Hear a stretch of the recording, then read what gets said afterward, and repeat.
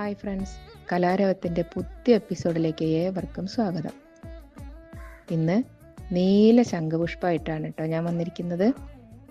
നീല ശംഖുപുഷ്പം കൊണ്ട് നമുക്കൊരു ഹെർബൽ ടീ തയ്യാറാക്കാം. ശംഖുപുഷ്പം ഏത് തന്നെ ആവട്ടെ, അതിൻ്റെ ചെടി, പൂക്കൾ എല്ലാം ഔഷധ ഗുണമുള്ളതാണ്. അപ്പോൾ ഇന്ന് നമുക്ക് നീല ശംഖുപുഷ്പം കൊണ്ട് ഒരു 8-10 പൂക്കൾ ഉണ്ടെങ്കിൽ നമുക്കൊരു ഹെർബൽ ടീ തയ്യാറാക്കാം. ഒരു ഗ്ലാസ് വെള്ളത്തിൽ ഒരു 8-10 ശംഖുപുഷ്പം ഇട്ട് തിളപ്പിച്ച് ഊറ്റിയെടുത്താൽ ഹെർബൽ ടീ റെഡിയായി. ഇത്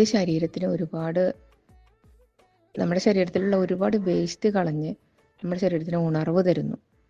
കൂടാതെ ബുദ്ധിശക്തിക്കും ഓർമ്മശക്തിക്കും അതേപോലെ തന്നെ ചർമ്മകാന്തിക്കും എല്ലാം നീല ശംഖുപുഷ്പം ഉപയോഗിക്കുന്നുണ്ട്.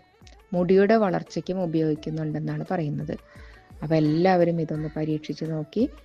ഈ വീഡിയോ ഇഷ്ടമായെങ്കിൽ സബ്സ്ക്രൈബ് ചെയ്ത് ലൈക്ക് ചെയ്ത് മാക്സിമം സപ്പോർട്ട് ചെയ്യുക.